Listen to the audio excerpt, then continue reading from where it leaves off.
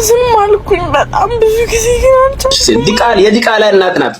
ያን ዲቃላ ልጅሽን አሳድጊ። ምርጫ ካሸነፍን ለሁሉም የቀበሌ ቤቶች ካርታ እንሰጣለን። በሁሉም ወረ ከሌላ ሰው ተቀጥሏል። በነገራችን ተቀጥሏል።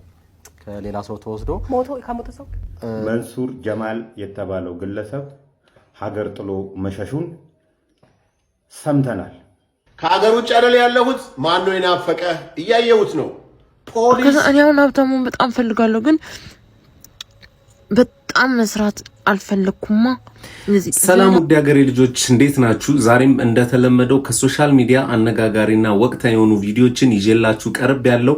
ለዚህ ቻናል አዲስ ከሆናችሁ ላይክ፣ ሼር፣ ሰብስክራይብ በማድረግ ይሄን ጨዋ ፋሚሊ መቀላቀል ትችላላችሁ። ሐሳብ አስተያየቶቻችሁን በጨዋ ደንብ ኮሜንት ሴክሽን ላይ ጻፉልኝ። ወደ ቪዲዮ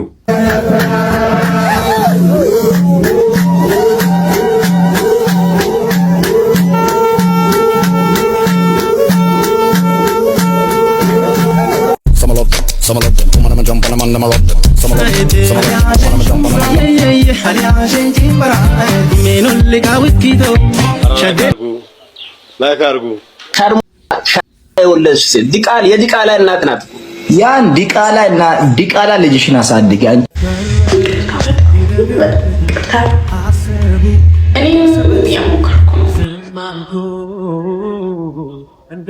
እኔም የሞከርኩኝ ነው። አሜን ብዬ ቆምኩኝ። አስፍተሃል ማረኝ አልኩኝ። ጠላት ነው ያለት ማንም ሰው ሽንፈት ማሳየት አይፈልግም፣ ግን እኔም የሞከርኩኝ ነው። እስካሁን የሞከርኩት ተሳክቶልኛል። ለምን ተሰደብኩ አይደለም፣ በጣም ተሰድቤያለሁ። ሶሻል ሚዲያ ላይ ስመጣ መጀመሪያ ግን የተሰማኝና አብራችሁ ማልቀስ የፈለኩት እነግራችሁ እኔንም እንድትረዱ እንድትሰሙኝ የሚፈለኩት እንዴት ልጅን ይሰልባታል እኮ እንዴት እያሳደግኳት እንዳለ እኔ ነኝ የማውቀው። እየሞከርኩኝ ነው። የኔን ደስታ እያጨለምኩኝ ሰውን ለማስደሰት እየሞከርኩ ነው። ለራሴ ሳልሆን ለሰው እየሆንኩኝ እየሞከርኩኝ ነው። የኔ ህዝብ ማን ያያል? የኔ በሜካፕ እና በልብስ መሸፈን ነው። ልቦና ይስጣችሁ እንደዚህ ያላችሁት ሰዎች። አይኖ አውቃለሁ እናንተ የትም አታውቁኝም፣ እኔም የትም አላውቃችሁ። ወይም ደግሞ ለራሷ መናገርም ለራሷ መቆምም አልችልም ብላችሁ ሊሆን ይችላል ይሄንን ነገር የሰራችሁ። ልጄ ነው የምትሳደቧት። ልጄ ደግሞ ገና ጨርቅላ 4 ዓመት ምንም ማታውቅ እንደዚህ ትክክል ምንም አታውቅ። አባቷም እናቷም እህቷም አያቷም ሁሉንም ነገር ነኝ። እቺ ልጅ ምንም ነገር ልታጠፋ ትችላለች፣ ልትሳሳትም ትችላለች። ግን በዚህ ልክ በዚህ ደረጃ እንደዚህ አይነት ስድብ መሳደቡ አስፈላጊ ነው ብዬ አላስብም። ኢትዮጵያ በአይኪው ደረጃ ከዓለም መጨረሻ ነች ይባላል እና እኔ አሁን ላይ እያመንኩ ነው። ምክንያቱም እንደነዚህ አይነት ደደብ ሰዎች እየወጡ ሚዲያ ላይ እነሱ ሳይነኩ ሰውን የሚዘረጥጡ ሰዎች እያሉ በአይኪው ደረጃ መጨረሻ ልንሆን የማንችልበት ምንም ምክንያት የለም እና እነዚህ ሰዎች ወይ ለመፈመስም ይሆናል፣ ግን ለመፈመስስ ሲባል እቺን ምስኪን እንደዚህ ማለት አለባቸው? እስኪ እናንተን ሐሳብ አስተያየት ኮሜንት ሴክሽን ላይ ጻፉልኝ።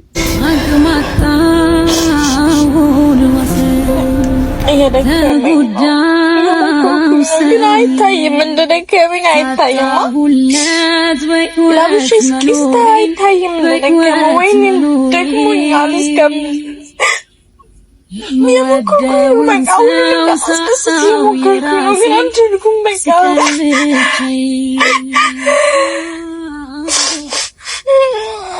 አልኩኝ በጣም ብዙ ጊዜ ግን አልቻልኩም። አሁን ላይ ደግሞ እየነገረኝ ነው። እውነቴን ነው። እንዴት ልንገራችሁ ቤተሰቦቼ? ያው ምንም ቤተሰብ የለኝም ከእናንተ ውጭ። አሁን ደግሞ ግን እየሰለቸኝ ነው። ህይወት መግፋት ራሱ ከብዶኛል። ህይወቴ ከብዶኛል፣ አስጠልቶኛል። እቺ ነኝ እኔ ዋንትያ የምትባይ አንቺም ሴት ነኝ ብለሽ ለጉብኝት ሆሳና ሄጃለሁ ምናምን ያልሽ ቂጥሽን ታጥበሽ ማታቂ ገና በ16 ዓመት ሻርሙለሽ የዲቃላ እናት ናት። ያን ዲቃላ ልጅሽን አሳድጊ። አንቺ ቡሽቲ 7 እዛ ጎጃም በረንዳ ጋንዳ ውስጥ ጣልሽው ልጅ ሰብስቢ። አንቺ የምን አባሽ ልጅሽን አሳድጊ። መጀመሪያ ሀገር ለመጎበኛት የተለያየ ቦታ ለመሄድ ልጅሽን ያንን መንገድ ዳር ላይ የወለድሽውን የማብራት ፖል ተለግፈሽ እያሳደግሽ የወለድሽውን ያችን ስክታም ልጅሽን አሳድጊ። አንቺ ዋንትያ የምትባይ ይቀቅ ሂድበት ጀነራል ምን ሄደ ሞቶ ያልተቀበረ ነገር መጨረሻው መሽተትና ክፉ ጠረን ማውጣት እንደሆነ በቁማችሁ ሞታችሁ አለመቀበራችሁ አሳይቶናል። እቺ ልጅ ወጣት ናት። ሁለታችሁንም ደግሞ አፈርፍራ ትበላችኋለች። በመስራትም ብትሉ በፈጠራ ችሎታም ብትሉ ልጇን በማሳደግም ብትሉ ስላልተቀበራችሁ እንጂ በቁማችሁ የሞታችሁ እንደሆናችሁ ከሐሳባችሁ የወጣው ክፉ ጠረናችሁ ያስታውቃል። ይሄን ቪዲዮ የምንሰራው እንደው እዚህ ግቡ የምትባሉ ሰዎች ስለሆናችሁ ሳይሆን ምናልባት በእናንተ በገማ አንደበት ምክንያት ሰይጣን ለዚች ልጇን ለማሳደግ የራሷን ህይወት ለመግፋት እየበረታች ላለች ታዳጊ ልጅ የተስፋ መቁረጥ ድምጽ እንዳሰማት ብለን ብቻና ብቻ ነው እንጂ መልስ የሚሰጣችሁ ሰዎች ስለሆናችሁ አይደለም። የመችሽ ዋንትያ በርቺልን። ቂጥሽን ታጥበሽ ማታቂ ይላሉ። እናንተ ካልሲና ፓንታችሁን አጥባችሁ ታውቃላችሁ? እኔ እውነት መሳደብ አልፈልግም፣ ግን ብናገር ብሳደብ ደስ ይለኝ ነበር። ይቺ ልጅ ብቻዋን ነው እየኖረች ያለችው። ገና በልጅነቷ ልጅ እያሳደገች ያለች ልጅ ነች እና ብዙ በደል የደረሰባት ልጅ ነች። ለምን እሷ ላይ እንደዚህ አይነት ንግግር መናገር አስፈለገ? ብልትም ከሌላ ሰው ተቀጥሏል። በነገራችን አዎ ተቀጥሏል። ከሌላ ሰው ተወስዶ ከሞተ ሰው ሊሞት ያለ ሰው እና ምንድነው እንደውም በደም ኮንትሮል ሆነ ሳይሞት ደረሰበት ማለት ምንድነው ይለግሳሉ። መጀመሪያ ፈረንጆች ብዙ ጊዜ አይደለም ያዳሽ የስራሽ ሚስጥር ስንት ነገር እውቀት እያስጨበጥሽ ነው። ምን ልስራ ያልኩ ሳይሞት ደረሰ በገዛ የማንችሎትን ለግሻለሁ።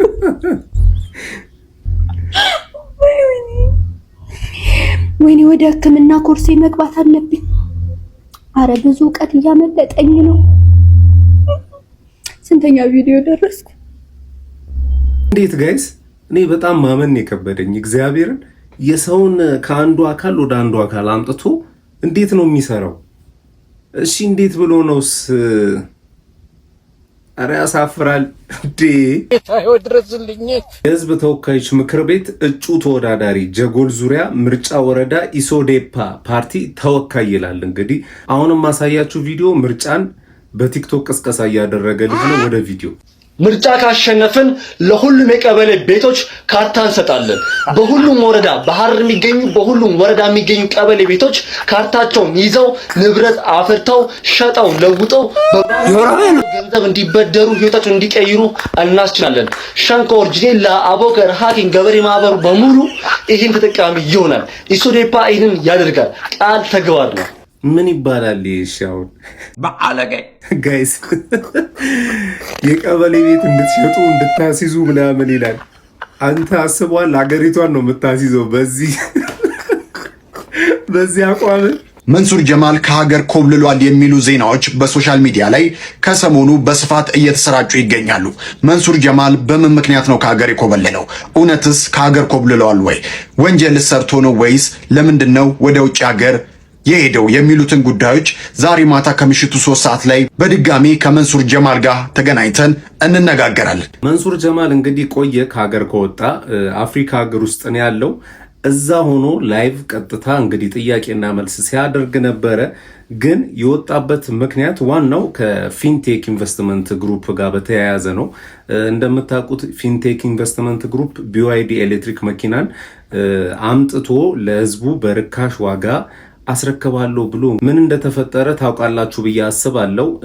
መንሱርም እዚህ ወንጀል ውስጥ እጁ አለበት። ግን እሱ መጨረሻ ላይ እኔ ማስታወቂያን የሰራሁት ምናምን ብሎ ሲያወራ ነበረ። አዳማ ቅርንጫፍ ያለውን ቢሮ የኔ ነው ብሎ ሲያወራ ነበረ። እንግዲህ ይሄ በቪዲዮ የተያዘ ነው። ይህን ጠቅላላ ዘረፋ ስታይል በቪዲዮ በማስረጃዎች እያወጣ ሲያጋለጥ የነበረ አውንታ በርሲሳ የሚባልም ሰው አለ። እድሜ ለሱ ብዙ ወንጀለኞችን እያጋለጠም ይገኛል። እና እስቲ ከኢንተርቪው መሃል ላይ የተቀነጨበ ቪዲዮዎችንም አሉ። ስለ አውንታ በርሲሳ ያወራውም አለ። አውንታ በርሲሳ ስለ መንሱር ያወራቸውን ቪዲዮዎች በተከታታይ ያሳያችኋለሁ። አብራችሁን ቆዩ፣ የትም እንዳትሄዱ። መጨረሻ ላይ ልጠይቀው የምፈልገው ነገር አውንታ በርሲሳን ታውቀዋለህ አይደለ? ቲክቶክ ላይ መንሱሬ አውንታ በርሲሳ ሲባል እሰማለሁ። ይሄ ቲክቶክ ላይ አካውንት ነምበሩንና ቴሌብር አስቀምጦ እርዳታ ስጡኝ የሚለው ልጅ ነው አይደለ?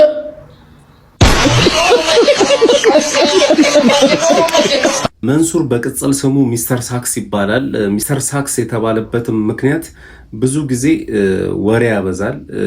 የሌለውን አለኝ ይላል። እውቀት ሳይኖረው እውቀት አለኝ ይላል። ፕሬዚደንትም ነኝ ይላል እና ለዛ ነው ሳክስ ሚስተር ሳክስ የተባለው። አውንታ በርሲሳን እንግዲህ ቲክቶክ የሚጠቀም ሰው የማያውቀው ሰው አለ ብዬ አላስብም። አውንታ በርሲሳ ቪዲዮዎችን ስለ ፊንቴክ በለቀቀ ቁጥር መንሱር ከስር ኮሜንት ሲሰጥ እኔ ብዙ ጊዜም አይቼዋለሁ እና ላያውቀው አይችልም። በታሪክ እርዳታም አይደለም የጠየቀው፣ ደሞዜን ክፈሉኝ ብሎ ነው ስልክ ቁጥሩንም ባንክ አካውንቱንም የተናገረው። ያለ ምንድን ያደረገው ማስታወቂያ እየሰራው በድርጅቶች ከምሰደብ እናንተ ደሞዜን እየከፈላችሁኝ በወር 5 ብር ነው እንግዲህ ደሞዜን እየከፈላችሁኝ እኔም መረጃዬን ማስረጃዬንም ወንጀለኞችንም እያቀረብኩ እያጋለጥኩ ልቀጥል ነው ያለው። እሱም ቪዲዮ ላሳያችሁ። 300,000 ፎሎወር ገብቻለሁ። አስባችሁታል? 300,000ዎቻችሁም ደሞዜን 5 ብሬን ብትከፍሉ በወር ስንት ብር ደሞዝተኛ እንደምሆን 1.5 ሚሊዮን ብር ፐር መንዝ ማለት ነው። ኢትዮጵያ ውስጥ ታዲያ እንደዚህ ደሞዝተኛ ማን ነው? እግዚአብሔር ይመስገን። ግን እናንተ አትከፍሉ። ባለፉት 2 ወራት ደሞዝ እንድትከፍሉ ፒን ያረኳት ቪዲዮን 216,000 ሰው ገደማ አይቶታል። ከነዚህ 216,000 ሰዎች መካከል በስነ ስርዓት አስታውሰው ደሞዜን የላኩ ሰዎች አራውንድ 2.4% አካባቢ ናችሁና ክፈሉ፣ አንዘላለቅ። በእርግጥ ደመቅ አርጋችሁ የከፈላችሁ የእድሜ ልክ የከፈላችሁ ሰዎች አመሰግናለሁ ማለት እንወዳለን። ያልከፈላችሁ ሰዎች ግን ክፈሉ፣ አረረ ክፈሉ፣ መክፈል አለባችሁ። ሁላችሁም እንኳን ለገና በዓል በሰላም አደረሳችሁ። 300,000 ስለገባን ግን የምንተኩሰው ጥይት የለም፣ የምንቆርሰውም ኬክ የለም። እንኳን አደረሳችሁ በድጋሚ። ይህን ቪዲዮ አይቶ ነው እንግዲህ መንሱር በቴሌብር እርዱኝ ምናምን እያለ ያለው ግን አይደለም። እርዱኝ ቢልም ችግር የለውም፣ ምክንያቱም እየሰራ ነው ሰውየው። ማስታወቂያዎችን ግን አይሰራም። ለምን? አላማውና እንትኑ ስለሚለያይ። ስለዚህ እኛ ብንረዳው ኖርማል ነው። መረጃዎችንም ቢያጋልጥ ሰዎችን ከዘረፋ እየታደገ ያለ ሰው ነው። ስለዚህ ኖርማል ነው። በወር 5 ብር ደግሞ ይከብደናል። ቤተሰቦች እስኪ ስለ መንሱር ያወራውን ቪዲዮ ደግሞ ላሳያችሁ። መንሱር ጀማል የተባለው ግለሰብ ሀገር ጥሎ መሸሹን ሰምተናል። ይምጣ ወይስ በዛው ይቅር የምናውቀው ነገር የለም። ነገር ግን ቡርኪና ፋሶ በተባለች ምዕራባዊ አፍሪካ ሀገር ላይ ማረፊያውን እንዳረገ ሰምተናል። ሌላኛው ቻፓ የተባለ ገንዘብ አስተላላፊ ድርጅት አለ። ይሄ ቻፓ የተባለው ገንዘብ አስተላላፊ ድርጅት ንብረትነቱ ናኤል ኃይለማርያም ይባላል። ናኤል ኃይለማርያም ማን ነው የሚለውን 2 ጥያቄ መንሱር ጀማል ለምን አሁን ሸሸ? የቻፓ ባለቤት ናኤል ኃይለማርያም ይባላል። ኃይለማርያም ማን ነው የሚለውን ጥያቄ እንጠይቅና ወደ ዛሬው መርሃ ግብራችን እንለፍ። ፍትህ ሚኒስቴር 10 የገንዘብ አስተላላፊዎችን ከየትኛውም ባንኮች ላይ ያላቸውን የገንዘብ እንቅስቃሴ አግጃለሁ ብሏል። እነዚህ የገንዘብ አስተላላፊ የሚባሉት ፊንቴክ በተባለው እንትን ስር የተቋቋሙ ናቸው። ፊንቴክ እናንተ የምታውቁት እንደዚህ መኪና ምናምን አስመጣለሁ የሚሉት አይደለም። ፊንቴክ ስር ያሉ ገንዘብን ትራንስፈር የሚያደርጉ፣ ፔመንት ፕሮሰስ የሚያደርጉ፣ ሬሚተንስ የሚሰሩ፣ ብድርና ቁጠባን የሚያመቻቹ አካላት ናቸው። አዩት እንዴት ምን የሚያስተላልፉ የትኞቹ እንደሆኑ። ከዚህ ውስጥ ነው እንግዲህ 10ሩን የሂሳብ እንቅስቃሴ አግጃለሁ ብሏል።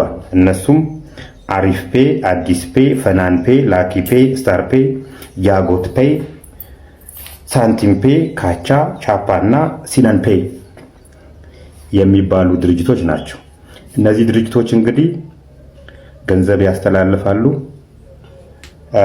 ሞባይል ትራንስፈር ያደርጋሉ፣ ብድርና ቁጠባን ያመቻቻሉ።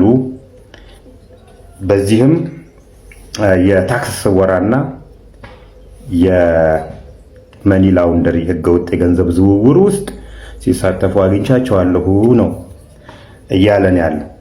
እንግዲህ እነዚህ ድርጅቶች ህገወጥ የገንዘብ ዝውውር ውስጥ የሚሳተፉና ታክስ ስወራ ላይ ከሆኑ ከመንግስት ቁጥጥር ውጪ ነበሩ ማለት ነው። ከብሔራዊ ባንክ ቁጥጥር ውጪ ነበሩ ማለት ነው። ወይንም ደግሞ ብሔራዊ ባንክ አቅም ከነዚህ ያነሰ ነበር ማለት ነው። ስለዚህ እነዚህ አካላት የሀገርን ብሔራዊ ደህንነት ጭምር አደጋ ላይ የሚጥሉበት ሁኔታዎች ይኖራሉ ማለት ነው። ስንላቸው ነበር፣ ከዚህ በፊቱ ስንልባቸው ነበር። ቁጥጥር ያስፈልጋቸዋል። ቁጥጥር ለማድረግ ደግሞ ቁጥጥር የሚያደርገው አካል ከነዚህ በላይ አቅም ሊኖረው ይገባል። የቴክኖሎጂ አቅም፣ የችሎታ እና የታማኝነት አቅም ሊኖረው ይገባል። እንግዲህ አሁን ላይ ይዣቸዋለሁ እና ቁጥንተን እያረኩ ምርመራ እያደረግኩባቸው ነው ያለሁት ብሏል። እኛም ያቅማችንን እየተወጣን ያለ ነው እንዳትረሱ። መንሱር ጀማል ለምን አሁን ከሀገር ወጣ? ቻፓ ፔይ ናኤል ኃይለማርያም ይባላል ኮፋውንደሩ። ይሄ የምታዩት ሰው ማለት ነው። ኃይለማርያም ማን ነው የሚለውን የምታውቁ ሰዎች ተባበሩ። ለአዎንታ እንግዲህ ብዙ ማስረጃዎች መረጃዎችን የሚሰጡ ሰዎች አሉ። እናንተ ሰዎች ቴንኪዩ በጣም እናመሰግናለን። ምክንያቱም ህዝቡን ከመዘረፍ እያዳናችሁት ስለሆነ። ፊንቴክ ኢንቨስትመንት ማለት ከዚህ በፊት ሄሎ ታክሲ የነበረው ነው። ሄሎ ታክሲ ደግሞ እንደምታውቁት ብዙ ሰዎች መኪና እናገኛለን ብለው ብራቸውን ከፍለው መኪናቸውን ያላገኙበት ገንዘባቸውንም ያገኙ አይመስለኝም። አሁን ድጋሚ በፊንቴክ መጥተው ነው እንግዲህ ይህን ያህል ዘረፋ እያደረጉ ያሉት። ዘረፋው ላይ ደግሞ በማስታወቂያ ደረጃ እየሰሩ ያሉት እነማን ናቸው? እነ አርቲስት ሰለሞን፣ ሰራዊት ፍቅሬ፣ ካሊድ ወንድም ካሊድ ማን ነበረ ደግሞ ስሙ ይገረም፣ የኢቢኤሱ ማን ነበረ ዳንኤል ተገኝ፣ ዋና ሰዎችን ነው እንግዲህ ለማሳመን እነሱን ለማስታወቂያነት ይጠቀማሉ። ከዛ በኋላ ህዝቡ ደግሞ ይህንን አምኖ እነሱን አምኖ ይገባል ማለት ነው። እና ይሄ ነገር መንግስት ለምን መጀመሪያ የሆነ መስመር እንደማይዘረጋለት ግራ ነው የሚገባኝ። ለማንኛውም አንድን ነገር ከመወሰናችሁ በፊት በደንብ አጣሩ። በደንብ እነዚህ ታዋቂ አርቲስቶችን አምናችሁ አትግቡ። በራሳችሁ መርምራችሁ ብዙ ሰዎችን ጠይቃችሁ ብትገቡ ነው የሚሻላችሁ። ከሀገር ውጭ አይደል ያለሁት? ማን ነው የናፈቀ? እያየሁት ነው። ፖሊስ ወንቲዩ ኧረ በአማርኛ ጻፉልኝ። ፖሊስ ወንቲዩ ማለት ፖሊስ እየፈለገህ ነው ከሆነ ጻፉልኝ። በእንግሊዘኛ በአማርኛ ጻፉልኝ። አልመጣም እንደዛ ከሆነ ቻው ቻው። ጉድ አልመጣም አላለም። አፍሪካን ያለው ብራዘር ከፈለገ ዛሬ ያስመጣል። ስሙማ በጣም በምድር ላይ የሚያሳዝነው ምን አይነት ሰው እንደሆነ ታውቃላችሁ? ከላይ እንደዚህ ሀብታም መስሎ ግን ደሃ ሰው በጣም ያሳዝናል። እውነት ማንም ሊረዳን አልቻለም፣ ግን እኛ ደሃ እውነት ነው። እግዚአብሔርን እኔ የተቸገርኩበት ነገር ቢኖር ይሄ ነው ጋይስ። በቃ የኔ ቢጤዎች ራሱ ከሰው ጋር እየሄድኩኝ መተው እኔን ነው የሚጠይቁኝ። አቤት እግዚአብሔር አመሰግናለሁ። ደግሞ ኪሴን ደግሞ ብትሞላልኝ አይደል ጋይዝ፣ እኛ ተቸግረናል። የድሮ ሰዎች ወርቅ የሚደብቁበት ምናምን ቦታ የት ሊሆን ይችላል? እንደ ፈረንጆቹ ትሬዠር ምናምን ባገኝ እኮ ማለት ነው ወርቅ፣ አልማዝ፣ ዳይመንድ ምናምን በቃ ሁሉም ነገር ያለው እኮ ከዛ ብናገኝ ከዛ በሱ በቃ ህይወታችን ትክክል እኮ ነበር የምናደርገው። ከዛ እኔ አሁን ሀብታሙን በጣም ፈልጋለሁ፣ ግን በጣም መስራት አልፈለኩማ። እዚህ ዘና ፈታ እያልኩኝ እንጂ አለቃ እየተቆጣኝ ምናምን መኖር አልፈለኩም በህይወቴ። በህይወቴ ደግሞ ከወንድም ብር መቀበል አልፈለኩም። ቀለል ያለ ስራ ግን ብዙ ብር የሚያስገኝ ስራ ፈለኩኝ። ወይም ደግሞ ከወርቅ ከመሬት ማግኘት ፈለኩኝ። ወይም ደግሞ ሜቲ እንኪ ብር ብሎ የሚሰጠኝ ሰው ፈለኩኝ። ከዛ ምንም ዝም ብዬ ነው የሰጠው። እሺ ቻው ህይወትሽ ኑሪ። ወይም ደግሞ የሆነ በጣም ሀብታም ሰውዬ ነው። ከዛ ግን ልጅ የለውም ዘመድ የለውም አርጅቷል ሊሞት ነው። ከዛ እንኪ ሜቲ ብሎ ብሩን ስጥት ቢያደርገኝ አመሰግናለሁ ብዬ ቀብር አደርገዋለሁ። እሱ በሰላም ሞተ፣ እኔ በሰላም ሀብታም ሆንኩኝ። እንጃ እሱ በሰላም ሞተ፣ እኔ በሰላም ሀብታም ሆንኩ። ኧረ ድርቅና። እኔ ግን ኮንፊደንስ የት ሄዶ ነው ጋይስ? እኔ ቲክቶክ ላይ ለምንድን ነው እንደዚህ የማልሰራው? ብቻ እሰራለሁ በቅርቡ። ለማንኛውም ማይ ፋሚሊ ለዛሬ ያስኩላችሁ ቪዲዮ ይህንን ይመስል ነበረ። እንደወደዳችሁት፣ እንደተማራችሁበት፣ እንደተዝናናችሁበት ምንም ጥርጥር የለኝም። ሌላ ጊዜ በተሻለ ቪዲዮ እስከምንገናኝ ድረስ ማጣት አያገኛችሁ፣ ማግኘት አይለፋችሁ። ሰላም ሁኑልኝ።